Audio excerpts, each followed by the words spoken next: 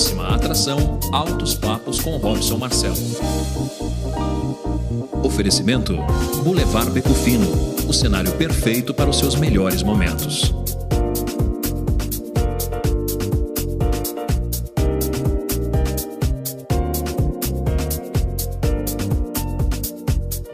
Tudo bem? Está começando mais um Altos Papos com Robson Marcelo e hoje com convidados muito especiais. Para você que não assistiu a gente ainda, o Altos Papos é um programa que tenta levar até você uma extensão da sua sala, para você discutir os assuntos aqui com a gente também e, é claro, conhecer convidados muito especiais como os de hoje.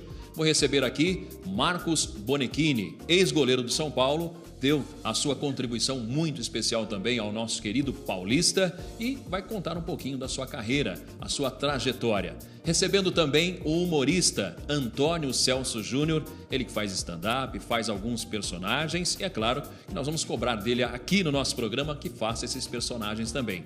E a parte musical, hoje nós deixamos a cargo de Márcio Maresia, trazendo o melhor do blues, com uma gaita sensacional e você não pode perder, tá certo? E no início do nosso programa, eu resgatei um quadro que foi muito sucesso no meu programa de rádio. Durante 15 anos eu trouxe o quadro Lição de Vida. E a gente traz uma mensagem sempre bacana para começar o nosso programa em alto astral. A mensagem que eu escolhi hoje é O Monge e o Seu Discípulo. A mensagem diz o seguinte: caminhavam juntos o monge e o seu discípulo à beira de um rio. De repente, o monge viu um escorpião se afogando. Ele não pensou duas vezes, pulou na água e resgatou o escorpião. Só que quando ele estava chegando na beirada do rio, o escorpião o picou na mão. Caiu novamente na água. O monge, mesmo picado pelo escorpião, voltou para a água e resgatou novamente o escorpião, salvando a sua vida. O discípulo ficou indignado, ele não acreditava naquilo. O monge tentando salvar a vida do escorpião e o escorpião picou. Mesmo assim, o monge salvou novamente. Ele perguntou por que ele havia feito aquilo. E ele disse o seguinte, muito simples: eu agi de acordo com a minha índole e o escorpião agiu de acordo com a índole dele. Essa mensagem é para você, principalmente você que é jovem. Não se deixe levar não pelas más companhias, siga a sua índole, aqueles ensinamentos que a sua família, o seu pai, a sua mãe, os seus melhores amigos passaram para você. Não mude a sua índole independente de quem você está acompanhando. É muito importante, tá certo? Essa é a minha mensagem para iniciar o programa de hoje. Eu quero iniciar também agradecendo muito alguns parceiros que estão fazendo possível esse programa Altos Papos com Robson Marcelo. Quero agradecer demais ao pessoal do Boulevard Beco Fino, meu muito obrigado, estão lá assistindo, obrigado realmente. O amigo e parceiro Naldo, da Naldo Imóvel, um grande abraço para você, obrigado também pelo apoio e pelo carinho de sempre e principalmente a você. Não saia daí, na volta vamos conhecer um pouquinho mais da trajetória, da carreira de Marcos Bonechini aqui no Altos Papos com Robson Marcelo.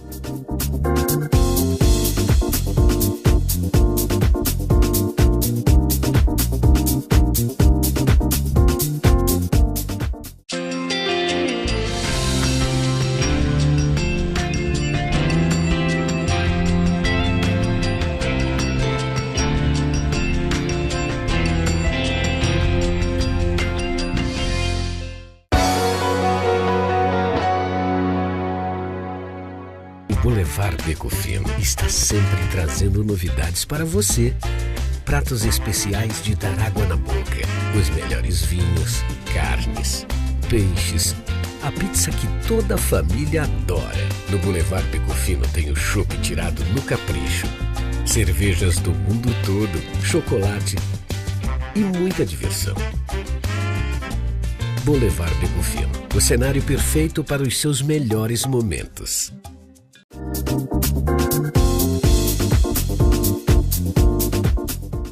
Já estamos de volta com Altos Papos com Robson Marcelo e estamos recebendo convidados especiais. Hoje vamos conversar, como eu disse, com Marcos Bonechini, com Antônio Celso Júnior e a parte musical fica a cargo de Márcio Maresia. Mas o nosso primeiro papo é com ele. Ele que ex-jogador de futebol, a gente tem tantos ex que a gente estava comentando aqui antes de começar o programa e ele vai contar para você. Estou falando de Marcos Antônio Alvin Bonechini.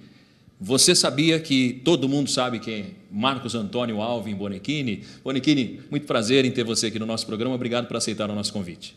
Obrigado pelo convite. Eu é que tenho que agradecer. É um prazer estar aqui, né? Esse teu novo projeto, Robson. E legal estar ao lado de pessoas amigas, né? E você é uma delas e bacana para a gente fazer altos papos aqui e falar um pouquinho de tudo isso aí, desses ex também, né, Robson?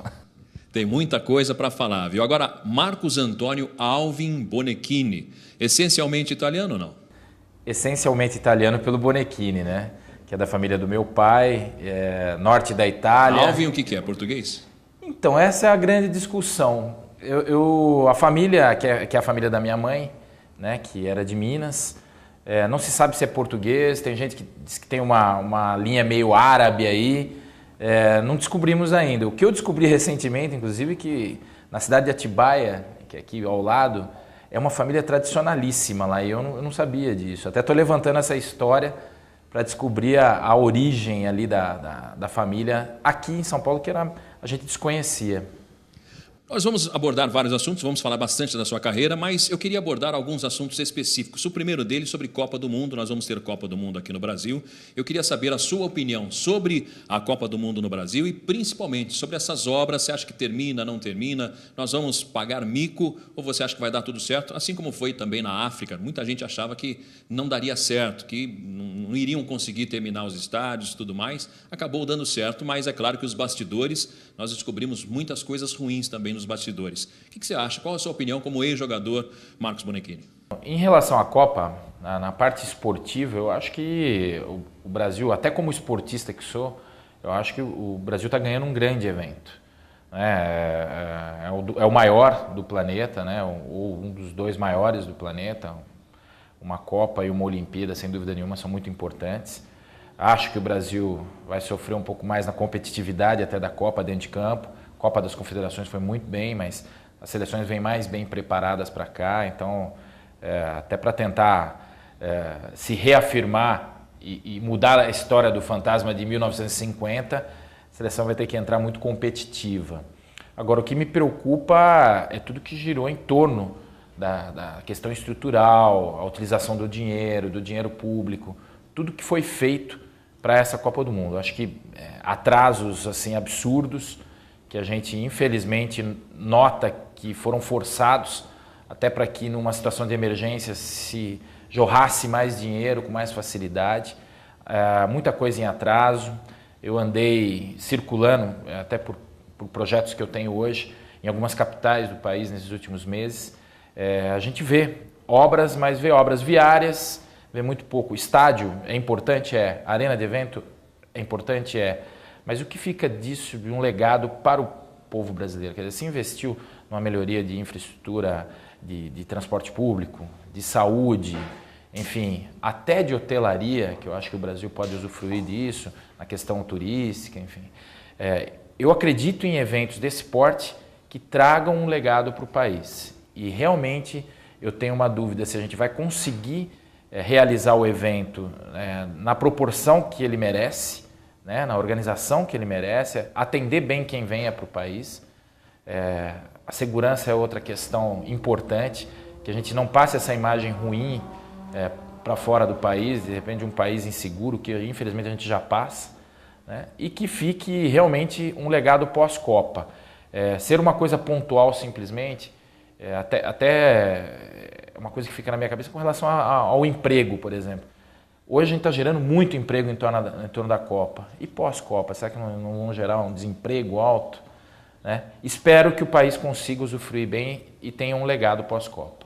Eu estava lendo sobre os estádios e, além de superfaturarem os estádios, toda a infraestrutura do estádio, não só em torno, como você citou muito bem, e eu também penso dessa forma, mas a infraestrutura do estádio, inicialmente, que eram quadras, piscinas, pistas de corrida, tudo isso foi retirado de muitos estádios. Isso é muito ruim também, quer dizer, ficou mais caro e a infraestrutura vai ser menor, né? E se você parar para pensar, nada contra o Itaquerão, por exemplo. Acho que é mais um estádio. Mas o estado de São Paulo não necessitaria de mais um estádio para a Copa do Mundo. Acho que o Corinthians merece, e seu torcedor merece um grande estádio. E se investiu muito dinheiro nisso, né? Fica a pergunta, né? Não poderia ter sido melhorado algo, como você bem citou aí, que foi retirado, e outros estádio em Manaus, uma arena enorme em Manaus, em Cuiabá. Será que vai ter utilização para aquela região, né? Infelizmente, a gente ainda tem essa cultura de desconfiança das coisas que ocorrem no nosso país, principalmente com o dinheiro público. Vamos aguardar, eu espero realmente que seja um sucesso, é claro, a gente torce para isso, para que seja um sucesso a Copa do Mundo aqui no Brasil, em que pese a gente sabe também que por trás de tudo isso, muita gente está levando muito dinheiro, superfaturamentos aí dos estádios, a gente sabe que tem muita gente levando muito dinheiro. Mas um assunto também importante que a gente não pode deixar de tocar aqui, com um ex-jogador que esteve dentro de grandes times e principalmente para fora, também jogou fora do Brasil, representando o São Paulo. Eu quero saber a opinião dele sobre o Bom Senso Futebol Clube, um movimento que nunca existiu no futebol, porque existe sim, ele vai me falar sobre isso, uma divisão entre os jogadores de futebol, né? Os atletas de ponta e 95% dos jogadores do Brasil, que são aqueles que ganham 5, 10 salários mínimos apenas. Eu quero saber a sua opinião sobre isso. Você acha que vai para frente, vai vingar isso aí? Os jogadores contra a CBF, que nunca deu ouvidos aos jogadores? É uma batalha e eu acho que pela primeira vez nesse país a gente vê um movimento realmente sério para mudar o futebol brasileiro. E você citou muito bem, e era até uma discussão na minha época como atleta, a falta de união dos atletas para buscar reivindicar algumas coisas melhores. Não só para a profissão, mas acho que em torno do futebol. O futebol como um evento, o futebol como entretenimento, o futebol como negócio, porque giram cifras enormes e o atleta em si é o grande artista desse espetáculo e eu comparo o atleta a qualquer tipo de artista, músico, humorista, ator, enfim, realmente né? É uma arte jogar futebol. E pela primeira vez a gente vê um movimento realmente consolidado, né? Há pouco tempo estive conversando até com o Rogério Ceni, que é um dos líderes desse movimento, falando sobre isso, que por trás do bom senso não existe um apelo só pelo calendário dos 20 principais clubes do futebol brasileiro, ou 40 das duas principais divisões, Série A e Série B. Existem 600 clubes profissionais. Né? Se a gente fizer um cálculo aí de atletas profissionais por trás disso, são muitos. Né? E clubes pequenos, 70%, um dado, cerca de 70% dos atletas profissionais, ou ditos profissionais do futebol brasileiro, com mais de 600 clubes, né? Ganham até 5 salários mínimos, Robson. Menos de 5% são essas cifras que a gente vê na grande mídia. E a briga do bom senso, ela vai muito além de um bom calendário. Ela vai por uma estrutura melhor, mais profissional do futebol brasileiro, um calendário para todas as equipes, para os atletas de pequenas equipes que normalmente jogam um campeonato regional de 3 ou 4 meses e boa parte fica desempregada num segundo semestre. Enfim, é uma discussão, acho que intensa, válida, eu apoio, mais responsabilidade dos dirigentes, pagamentos em dia, enfim, tudo isso tem que girar em torno dessa discussão. Tá certo. Bom, Marcos Bonichini assumiu o Paulista, a gente não vai falar sobre isso, porque a ideia não é essa. Eu quero falar um pouquinho da carreira do Marcos Bonichini, mas antes dele fazer sucesso, antes dele ir para um clube grande, que foi o primeiro clube grande que ele jogou, foi o São Paulo. Mas antes disso, como é que surgiu o futebol na sua vida, Marcos Bonichini? Na realidade surgiu muito pequeno, né? Toda criança tá com a bola no pé, né? Desde muito cedo. Dizem que o brasileiro já nasce com a bola no pé, né? E eu era o garoto que jogava em rua, né? A época que a gente podia isso ainda, né? E com 10 para 11 anos eu iniciei no futebol de salão da Esportiva, né? Até a sede central hoje a gente não tem mais. Ali foi um celeiro de grandes atletas de outras modalidades esportivas também, né? Eu nasci no futebol de salão com o professor Norival, né, que também é muito conhecido aqui na cidade. Dali surgiu uma oportunidade para saltar para o campo, numa seleção regional que foi montada, uma seleção de Jundiaí, para um campeonato regional, com 12 para 13 anos. Em seguida, me destaquei, acabei indo para a Ponte Preta de Campinas, com 14 anos. Isso em 1984? 84. Foi meu primeiro passo, assim, numa equipe de alta competitividade. Da Ponte para o Guarani, fiquei 3 anos, quer dizer, atravessei a avenida, né, no rival, fiquei 3 anos no Guarani e depois surgiu uma oportunidade, até saindo do Guarani, uma reformulação que houve, saí do Guarani E em 88 eu acabei fazendo um peneirão no São Paulo. Mas sobre isso a gente vai falar daqui a pouquinho, de 88 para cá, do São Paulo para cá, aonde ele jogou, quais foram os campeonatos que ele venceu. Daqui a pouquinho, não saia daí não, e a gente termina o bloco com uma música do Márcio Maresia, vamos fazer ele trabalhar, depois a gente continua com Marcos Bonechini, de 88 para frente, tá certo? Márcio Maresia, encerrando esse bloco. Rock me, baby. Rock me all night long. I want you to rock me, little baby. Rock me all night long. I want you to roll me, little baby, like my back ain't got no bones.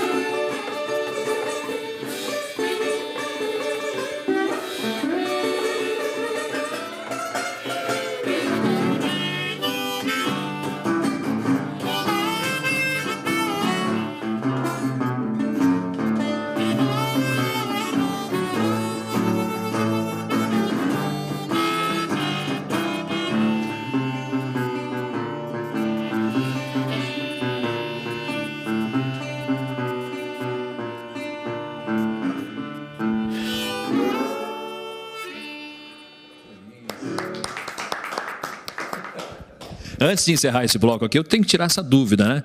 Você falou que aprendeu a tocar gaita, mas e o violão? Veio quando? Foi depois, que eu sou meio cara de pau, né? Eu falei, eu tenho que aprender a tocar violão também, sempre gostei. Você percebeu que só a gaita não daria para você fazer um show sozinho, por exemplo, só com gaita, eu nem é isso? pensava em fazer show sozinho, é que eu fui conhecendo esse mundo do blues e vi um cara chamado John Hammond, que ele fazia show sozinho, assim. A primeira vez que eu vi ao vivo, em 1992, alguma coisa, eu pirei, né? Eu falei, puta, tem que fazer isso também. Aí esse instrumento é o dobro, né? Um instrumento diferente também. Legal. Agora, também conta a história desse violão todo cromado, né? Inteiro cromado. Como é que foi isso aí? Ele é um instrumento de metal, né? Conhecido como Resophonic Guitar, ou dobro. Ele tem um disco de alumínio aqui que joga o som para fora, por isso que fica um som bem altão. E tem esse som de lata. A gente toca com o slide, né? Muito bacana. Eu falei do seu case com as gaitas, né? Vamos pegar uma imagem aí para o pessoal de casa saber. Não é fácil, não. Escolhe qualquer uma ali. Não é assim, não. Vai lá e... Você pega na tonalidade correta. Aí tem um cartãozinho ali que você pode dar para quem quiser. Ah, tá certo. No final do programa. Tá certo. Esses são os meus convidados, então, de hoje. Já a gente está de volta. Não saia daí, não. Os nossos patrocinadores precisam de você. Na volta, mais papo com Marcos Bonechini, Antônio Celso Júnior e Márcio Maresia aqui no Altos Papos.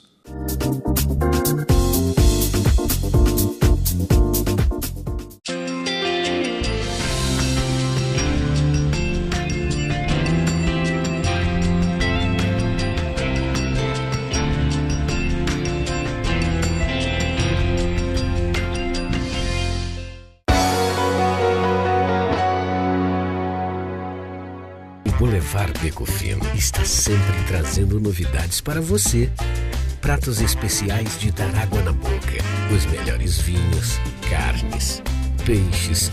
A pizza que toda a família adora. No Boulevard Beco Fino tem o chopp tirado no capricho.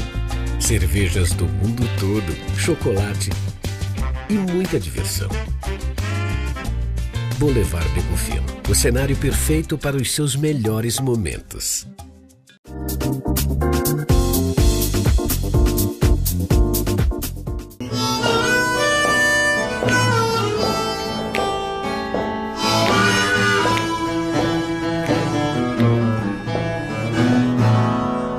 Pois é, já estamos de volta ao som de blues aqui. Eu sou um privilegiado mesmo, tenho que agradecer muito a direção do Canal 25. Johnny, um grande abraço, toda a produção, por confiar um programa tão gostoso de fazer, de apresentar como Altos Papos, né? Gostoso a gente voltar com esse sonzinho aí. E você que está em casa, está ligando o seu TV agora, esse é o Altos Papos com Robson Marcelo, hoje recebendo convidados especiais, Marcos Bonechini, Antônio Celso Júnior e Márcio Maresia.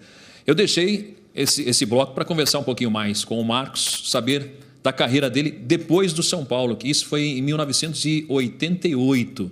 É isso mesmo, Marcos? Em 88 você foi para o São Paulo, como é que surgiu o convite? Como é que conta os trâmites para a gente que não sabe? Como é que a diretoria do time chega no jogador? Como é que é isso? Então, Robson, naquela época, até a minha história foi desafiante, até por causa disso. Eu saí do Guarani em 87, estava vendo uma reformulação, né, para o próximo ano que eu subiria de categoria, né, do antigo juvenil, que hoje é o sub-17, né, para o sub-20. E eu não era um atleta que estava nos planos do Guarani para o próximo ano. E eu fui no São Paulo fazer um teste, na realidade. Eu consegui um teste, uma peneira no São Paulo, passei uma semana no Morumbi e, coincidentemente, o São Paulo procurava um goleiro nesse perfil, nessa idade, para a categoria sub-20. No fim eu me dei bem, né? Fui aprovado nas avaliações que foram feitas lá, mas fui com a cara e a coragem, né? Meu pai conhecia uma pessoa que conhecia alguém lá que fez a minha inscrição, porque não era fácil, também era muita gente, muito garoto procurando uma oportunidade. Eu me lembro que eu já cheguei para uma fase no Morumbi em que mais de 1.000 atletas tinham sido observados para o interior, enfim, e estavam lá cerca de 50. E eu consegui me encaixar dentro desses 50 para ser avaliado. E foi uma baita emoção, né? Porque meu pai é São Paulino, né? Era, né? Que Deus o tenha, tá num bom lugar. E me levava ao estádio do Morumbi para assistir jogos, né? Então eu era desde criança São Paulino, enfim. E estar ali ao lado de atletas, porque eu fui fazer um dos testes, foi com a equipe principal, com os goleiros da equipe principal. Quem na época, você lembra? Que era o Gilmar e o Rojas, né? Os dois, o gringo. E, eu passar por uma avaliação dentro do estádio do Morumbi, né, que eu tinha entrado uma vez no gramado para um jogo sub-17. Eu olhava para aquela arquibancada e falava, há 3, 4 anos atrás eu estava sentado ali, né? E ao lado de figuras tão importantes para mim, né, como referência, foi uma emoção inigualável na época. E eu fui bem, né? Acabei sendo aprovado.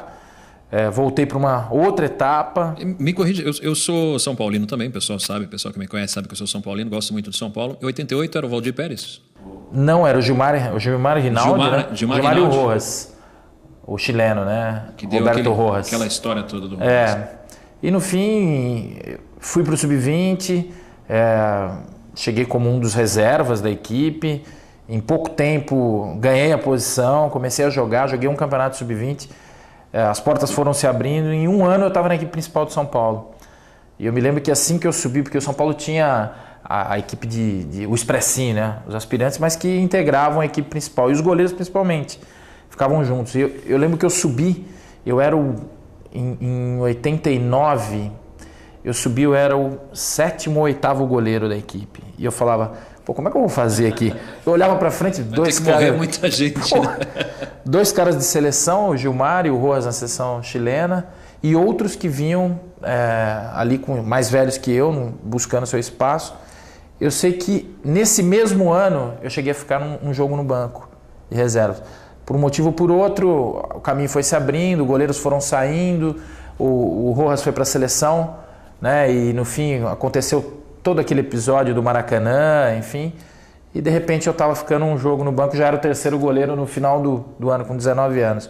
Minha trajetória, no fim, as portas se abriram muito rapidamente, né? E no clube que não posso dizer que não é do coração, porque desde criança, a família toda, né? Indo para o Morumbi, enfim, vendo os jogos. Aquilo foi também algo que eu confesso que realizou um sonho na minha vida, né? E ficar por 9 anos lá depois, então aí... Essa seria a minha outra pergunta. Você ficou durante 9 anos, quase 10 anos, né? De 88 até 97. Isso. Você acha que você teve muita sorte, claro, que tinha 7 goleiros, você chegou a ser terceiro goleiro já depois de 1 ano, com 19 anos, mas você considera também que você deu, entre aspas, falta de... Não vou falar palavra azar, que muita gente não gosta, mas você teve falta de sorte por ter pego uma geração de goleiros que ficaram muito tempo no São Paulo. Vamos colocar o Zete, vamos colocar o Rogério Ceni, que completou na semana passada, né, 1.117 jogos à frente, ultrapassando inclusive o Pelé, que era o então recordista com 1.116 jogos com a camisa do Santos. O Rogério Ceni ultrapassou 1.117 jogos com a camisa do São Paulo. Você acha que faltou sorte para você de pegar uma geração de goleiros que ficaram muito tempo? Olha, eu acredito em destino, Robson. Eu acho que eu cheguei... Falo isso para os meus filhos, inclusive. Eu converso muito isso com eles, né? Até porque os pequenos não me viram jogar, o mais velho viu.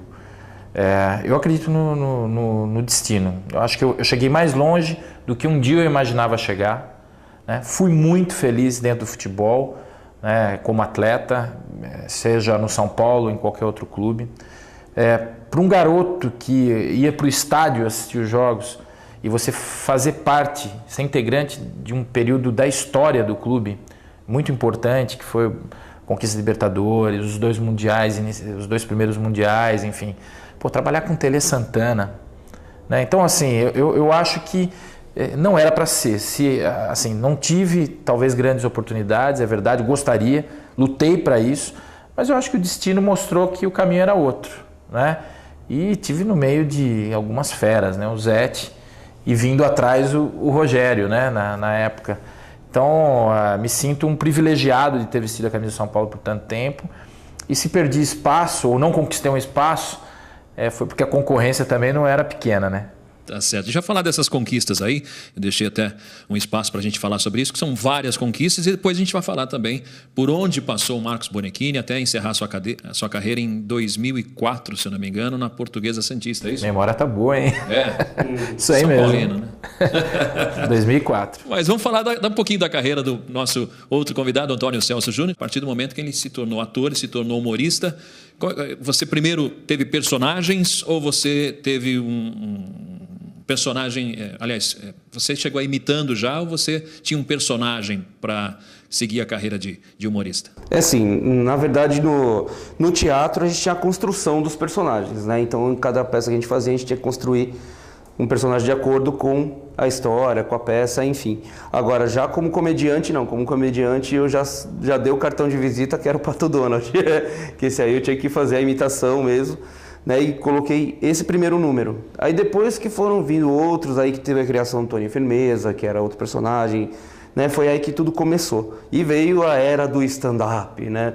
Aquele stand-up que você não pode ter personagem, não pode ter imitação, não sei o quê, muitas regras, mas enfim, a gente foi se adaptando. Uma frescura danada, vamos colocar isso, né? Humor é humor, fazer dar risada é muito difícil hoje em dia, tem tantos políticos fazendo a gente chorar aí, então fazer humor, fazer as pessoas darem risada não é muito fácil não. E aí começa com muita regra, perde a graça também. Muito. E a gente vai falar de um outro assunto polêmico também, vamos falar sobre o politicamente correto, sobre dentro do humor principalmente, mas eu queria que você falasse do personagem que todo mundo te conhece, né? O pessoal fala, o Antônio Celso, o Pato Donald.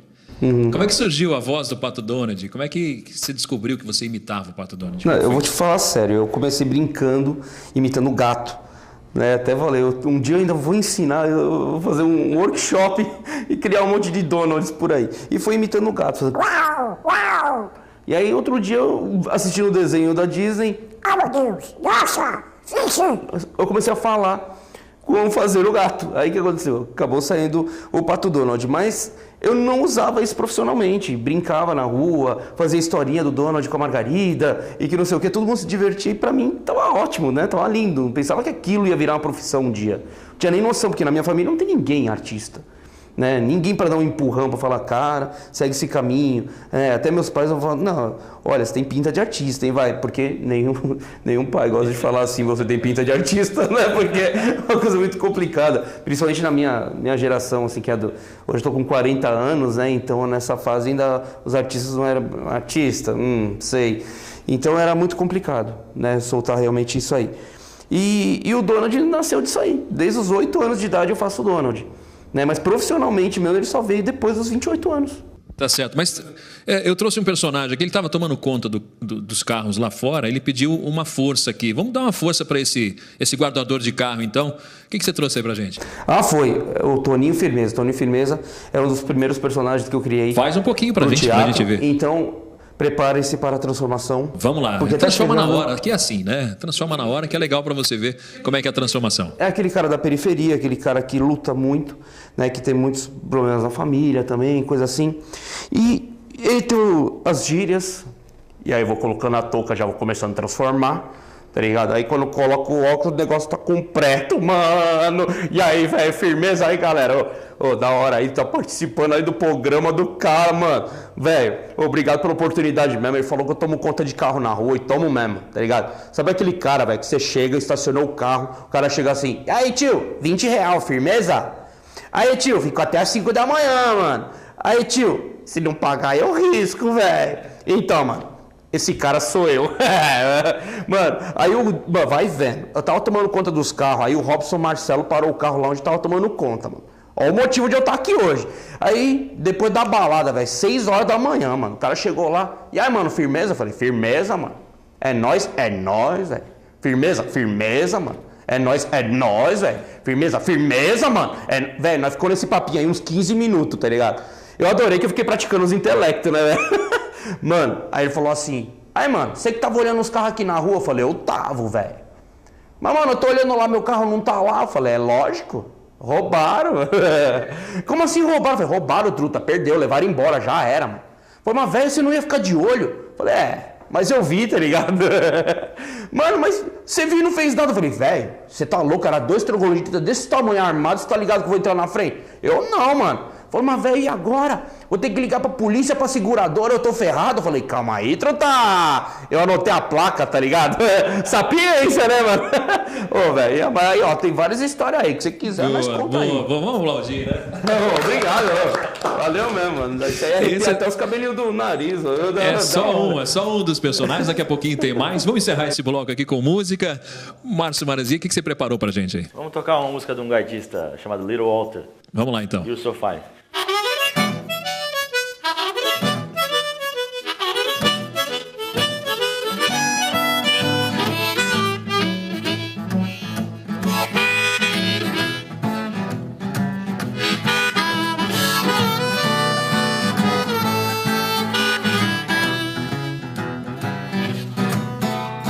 I've got a girl, she's fine and brown. What I like about her, she's my oh my, you so fine. Yeah, you so fine. You so fine, pretty baby. Let me love you all the time. Well, I gave you all my money, buy you diamonds, everything.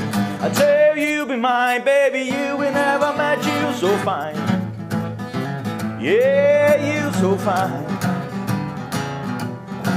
You so fine, pretty baby. Let me love you all the time.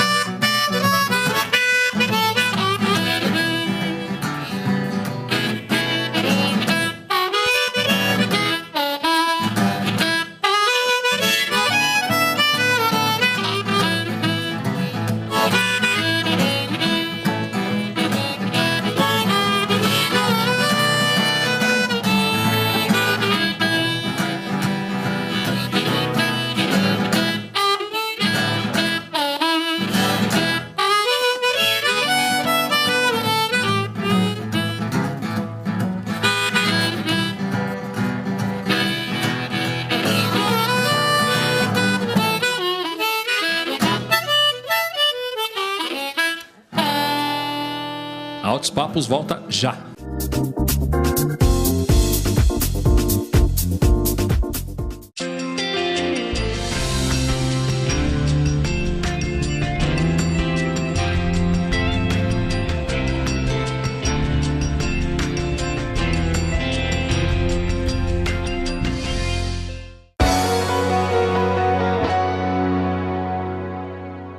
Boulevard Beco Fino está sempre trazendo novidades para você. Pratos especiais de dar água na boca, os melhores vinhos, carnes, peixes, a pizza que toda a família adora. No Boulevard Beco Fino tem o chopp tirado no capricho, cervejas do mundo todo, chocolate e muita diversão. Boulevard Beco Fino, o cenário perfeito para os seus melhores momentos.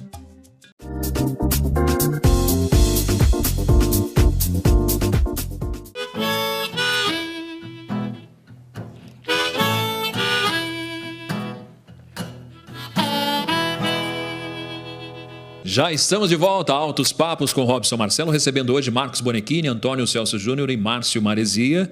E eu já aproveito, começo esse bloco falando um pouquinho com o Márcio, um pouquinho da carreira. E conta pra gente como é que, a partir do momento que você aprendeu a tocar gaita, você descobriu que você era tão bom que você podia acompanhar gente famosa aí no mundo do blues, do jazz. Conta pra gente.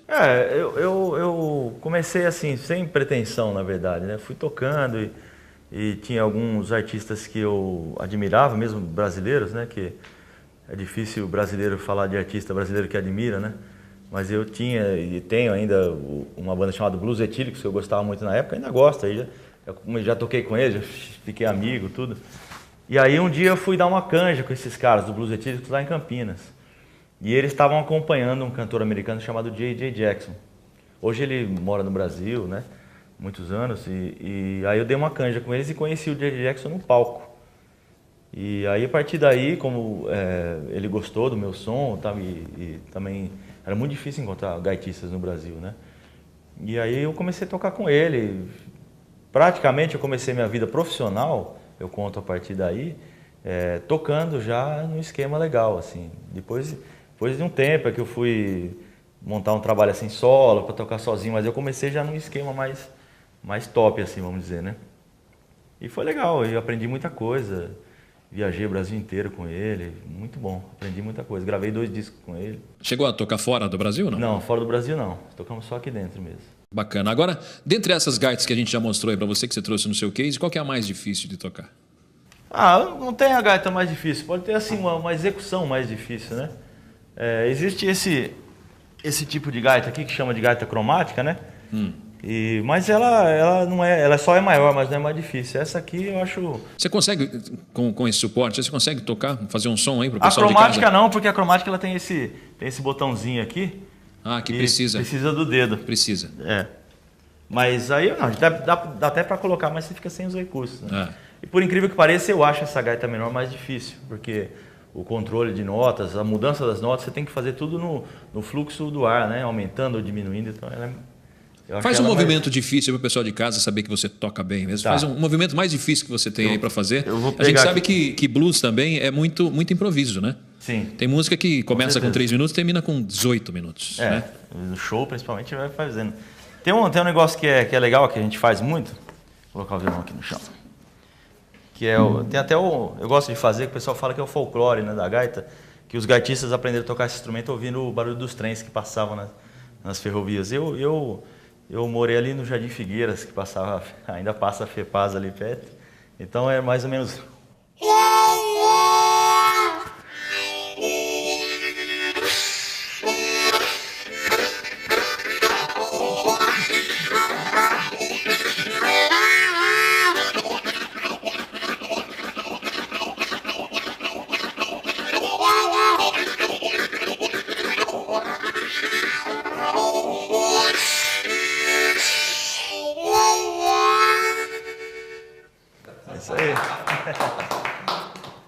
E tem aquela história de desafios também, né? Você já participou de programas ou então de, sei lá, até shows assim que tem desafios de gaita, não? Eu já participei de muitos encontros, né, de gaita, muitos festivais que tinham vários gaitistas e sempre tem canja, né? Só que assim, é uma canja amigável, mas ninguém quer ficar para trás, né? Então o cara faz um negócio ali, você faz outro negócio ali, é amigável, a gente gosta do cara, tudo, mas... Também a gente não quer deixar que fique parecendo que o cara toca mais que a gente. É muito bacana, para quem assistiu, né, aquele filme A Encruzilhada, como tem a guitarra, tem também das gaitas, a guerra das gaitas, né? Vamos voltar a falar aqui com o nosso convidado Marcos Bonichini, que nessa última parte vai falar um pouquinho do São Paulo até o final da carreira. Marcos Bonichini, como é que foi isso, a sua saída do São Paulo? Foi muito difícil, não? Eu acho que era um ciclo que estava se encerrando, né? Foram 9 anos dentro do clube, né? Algumas mudanças, o Zete tinha acabado de sair, tinha ido para o Santos no final de 96. E eu, já com o Rogério tendo as oportunidades, eu já havia saído por alguns momentos emprestado no clube. Eu joguei em 93 no Novo Horizontino, já tinha voltado do Mundial, fui emprestado no Novo Horizontino, o time fez uma campanha boa, chegou às semifinais do Paulistão. Em 95 fui para o 15 Piracicaba, que é grande patrocinador do São Paulo, acabou comprando o 15 Piracicaba e levou alguns atletas do São Paulo para reforçar no Paulistão. Em 96 eu fui para o América do Rio, né, um período também. E aí em 97 chegou o momento talvez da mudança do ciclo, o Rogério tendo mais oportunidades. O São Paulo trouxe mais um goleiro na época, que era o Roger, e eu senti que meu espaço seria menor. Então acabei saindo, alçando voos independentes, e aí virei um pouquinho cigano da bola, como a gente brinca aí, né? Um pouco em cada clube, foram vários clubes até 2004. Na saída do São Paulo, você chegou a receber algum convite para sair numa revista igual o Roger? Ou não? Só se fosse a Globo Rural, né? Mas fala, esses times todos que você passou, ainda você era do São Paulo e estava sendo emprestado. Mas a partir do momento que você saiu do São Paulo, você passou por quais times? Rodei. Dali eu fui para o Ceará, onde em seguida fui campeão cearense. Aí um fato da minha vida pessoal me fez ficar 1 ano fora do futebol, né? Meu pai teve um problema sério de saúde, né? Ficou 45 dias em risco mesmo no hospital aqui em Jundiaí. Eu abri mão de jogar naquele período e acompanhar. Como na época eu tinha montado um pequeno negócio em Jundiaí, eu fiquei acompanhando a recuperação dele. Fui voltar depois de mais de 1 ano no Noroeste de Bauru, né, que foi o segundo clube que eu mais atuei na minha carreira, né? Depois do São Paulo, foi o Noroeste, foram 4 temporadas lá. Então, daí eu comecei a rodar, interior de São Paulo, joguei Atlético Sorocaba, rodei, CRB de Alagoas, São José, quer dizer, a Portuguesa Santista. Que foi onde você encerrou a carreira. Eu encerrei a carreira em 2004, já voltando de uma contusão da minha última passagem no Noroeste. Voltando uma contusão, eu tenho uma protusão discal, né, uma hérnia de disco na lombar, e eu estava voltando, me recuperando, e para mim assim, para eu não dizer que eu ia parar, eu falei assim, eu vou para esse desafio, eu tenho que jogar mais 6 meses pelo menos. E aí joguei na Portuguesa e tomei a decisão, já vinha amadurecendo há algum tempo, que para o atleta é uma morte, né, a gente brinca que o atleta morre duas vezes, né, e nos 2 últimos anos eu já vinha trabalhando na minha cabeça para esse momento de parada. Eu tomei uma decisão bem tranquila, serena, com 34 anos na época. Dava para ir mais um pouquinho, mas senti que o Papai do Céu falou, não, teu lugar agora são outros projetos, né? E aí comecei outros projetos na minha vida. Bacana. Agora eu quero que você conte aí, claro, que todo jogador tem histórias de bastidores.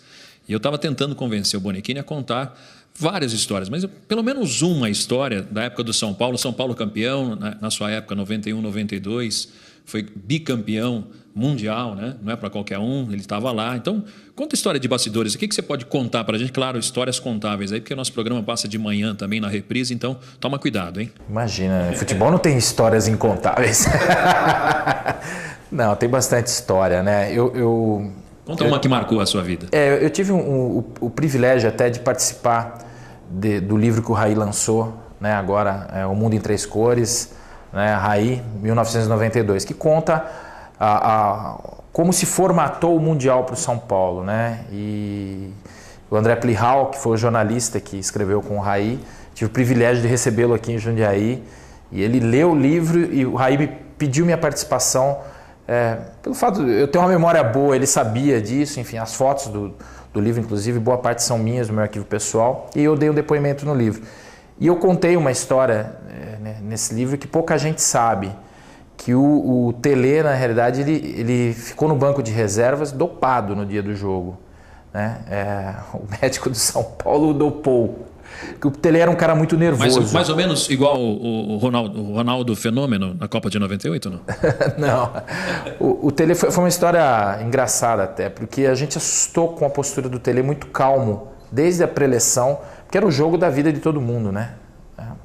E até no momento que a gente se reúne para entrar em campo, o Raí fala, como líder do grupo, ele fala, né? O Barcelona era um super time, né?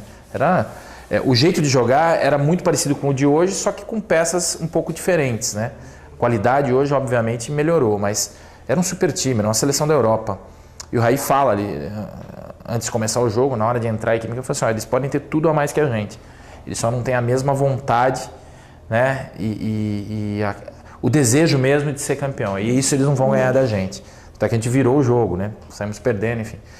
E o Tele muito calmo, cara, o tempo todo. E foi de estranhar. Desde a pré-eleição até o jogo todo, final de jogo.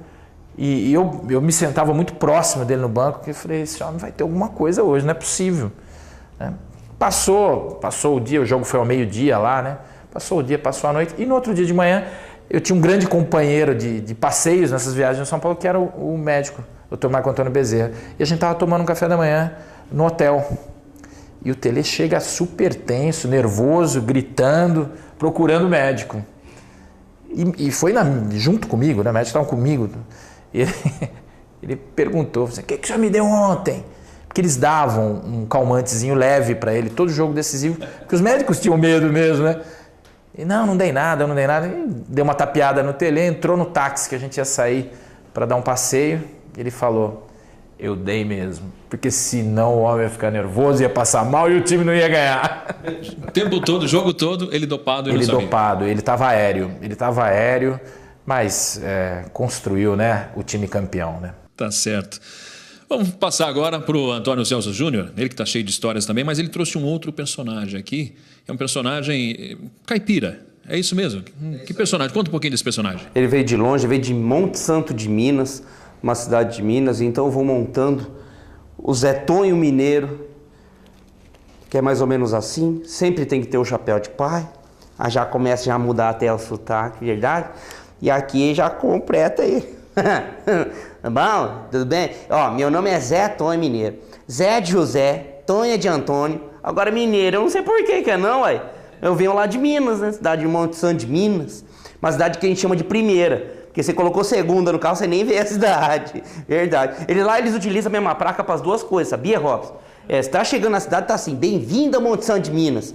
Você passou atrás da mesma placa, tá assim, volte sempre. Tamo tintim aqui. E assim, o que eu tenho para contar para você é que assim, eu cansei, Robson, de ser uma coisa muito triste na minha cidade, né? Porque eu namorei as mulheres mais bonitas da cidade mesmo, era tudo linda mesmo. E aí eu acabei virando corno. Né? Então eu não quis mais ser corno na minha vida, eu comecei a namorar e casar com mulher feia. Então, gente, mas pensa na mulher feia. Minha mulher é muito feia, aquela fraca de feição mesmo, feia demais, gente. Tanto é que depois do casamento ela falou assim, amor, você acredita em amor à primeira vista? Eu falei, claro que acredita, você olha pra você 2 vezes, não é casar não, minha filha. Tadinha. Eu tenho uns vizinhos daquele cheio de tatuagem nos braços, nas pernas, na cabeça, sabe? Falou assim, Zé Tonho, você já pensou em fazer tatuagem? Eu falei, eu já. Ele, sério? Eu falei, sério? Mas que tatuagem você ia fazer, Zé Tonho? Falei, rapaz, eu ia fazer um rosto de uma mulher perfeita, assim, o rosto de uma mulher linda mesmo, linda. Ele, tá, mas você ia colocar onde essa tatuagem? Eu falei, no rosto da minha, pra ver se melhorava, tadinho. Mas ela é muito bonita, viu, por dentro, né? Por fora ela é feia demais, mas por dentro ela é linda, linda demais. Tanto é que em casa nós não tem foto de rosto. Nós tem chapa do pulmão, né, da arcada dentária. Nosso filme de casamento, gente, é o ultrassom da pedra no rim dela, pra não espantar as visitas, né? E lá, gente, falar uma coisa pra vocês. A minha casa é simples, né? E meu banheiro também. Eu não tenho dinheiro pra colocar vitrô, cortina, essas coisas todas. Tem um buraco mesmo. Aí minha mulher chegou assim e falou, amor, toda vez que eu vou tomar banho, tá aquele buraco lá. O vizinho vai me ver tomando banho e eu não tenho uma cortina pra fechar. Eu falei, esquenta não, amor. E quando o vizinho te ver tomando banho, vai fechar, é a dele. Tadinha. E ó, gente, é assim, eu gosto muito dela e eu quis realizar um sonho dela, sabia, Robson? E ela sempre sonhou em ir pra São Paulo. E a gente foi para São Paulo, gente de Deus, ela queria conhecer o Belisco, Paulista, Ibirapuera, essas coisas, eu falei, meu Deus, e a gente foi para São Paulo. Chegamos na rodoviária do Tietê, o lugar para ter gente feia, eu falei, amor, você tá em casa, olha, tadinha. E nós pegou um táxi lá para conhecer São Paulo, né? Gente de Deus, esse taxista deu umas voltas com a gente e passou numa rua que tinha umas mulheres da vida, sabe aquelas vidas perdidas? Ela olhou assim, né? Falou, nossa, o que é isso? Minha mulher é inocente, sabe o que é isso? Falei, amor, quem são essas mulheres? Eu falei, amor, essas mulheres estão todas esperando as Maria, levar para casa, né? Gente, olha, o taxista olhou para mim, fala a verdade para sua senhora, fala que é tudo mulher da vida aí vendendo o corpo por dinheiro, fala, desgramado, vai ter volta. Gente, minha mulher perguntou outra coisa, falou assim, amor, essas mulheres aí têm filho? Falei, amor, eu não sei, se tem filho, eu não sei, mas quando tem é tudo taxista, viu? Vai mexer com quem tá quieto? Obrigado, gente, obrigado. Muito bom, pode voltar, Antônio Celso Júnior. A gente está encerrando o programa de hoje, passou muito rápido, mesmo quando o papo é bom, passa muito rápido. Eu quero agradecer demais mesmo a presença, Marcos Bonechini, e você já está convidado para vir contar as histórias aqui dos bastidores desses campeonatos aí. Eu tenho certeza que tem muita história para contar. Muito obrigado por participar do Altos Papos. Eu que agradeço, uma delícia, me senti em casa. Há algum tempo eu não participava de um programa em Jundiaí, né? Desde minha saída do Paulista, e aceitei prontamente, que é um prazer estar com você, viu? Parabéns pelo programa, espero estar aqui outras vezes, viu? Vai estar sim, pode ter certeza. Antônio Celso Júnior, o pessoal quiser contratar o Antônio Celso Júnior para eventos, shows, o que você está fazendo? Velório? Olha, tô fazendo de tudo, principalmente final de ano, é a hora que a gente tem que garantir o peru, né? Verdade, de Natal. Né? E a gente faz bastante confraternização, palestra, vai um pouquinho de tudo mesmo. Tem muito mais material, né, na parte do humor. Quero agradecer o convite, muito bom participar aí com essas feras aqui também do meu lado. Um prazer enorme, né? E do seu lado também, Robson, claro, a gente dá uma parceria de muito tempo aí. E quem quiser conhecer meu trabalho, eu vou deixar meu site www.comediadocelso.com.br e meu Twitter também, @comediadocelso. Facebook, eu também estou lá como Antônio Celso Júnior, é só adicionar, a gente vai trocando figurinha, o que precisar, estou à disposição. Obrigado. Tá tudo no GC, obrigado. Márcio Maresia, muito obrigado por participar do nosso programa. Quem quiser contratar o Márcio Maresia, como é que faz? Pode entrar em contato através do meu site, né, que é marciomaresia.com.br. Hoje em dia é um veículo mais fácil, que é o Facebook, eu tenho lá minha página lá, fanpage, Márcio Maresia, também é um caminho mais fácil, tem até minhas músicas para baixar lá, quem quiser. Ou ligar, tem uma escola de música também, 4607-1259 ou 99913-9815. Tá certo. E o Márcio Maresia vai encerrar o nosso papo de hoje com música, mas antes sempre tem aquela frase para encerrar o nosso programa, e a frase que eu escolhi para você hoje é essa: às vezes é melhor ficar calado e deixar que todos pensem que você é um idiota, a abrir a boca e não deixar dúvida nenhuma. Até a próxima, valeu. Márcio Maresia, encerrando o nosso programa.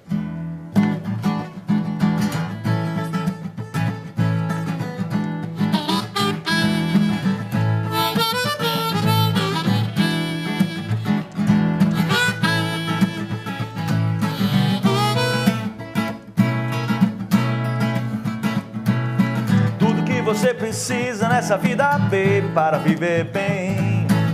É ter alguém contigo, ser alguém feliz, ter alguém do bem, pra dividir as coisas boas e o que for de ruim também.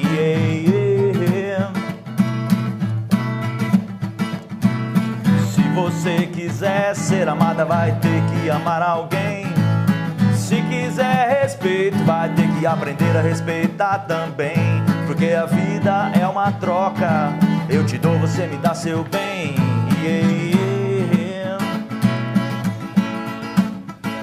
E o que eu quero é um pouquinho de amor. O que eu preciso é um pouquinho de amor. O que eu quero é um pouquinho de amor. O que eu preciso é um pouquinho de amor.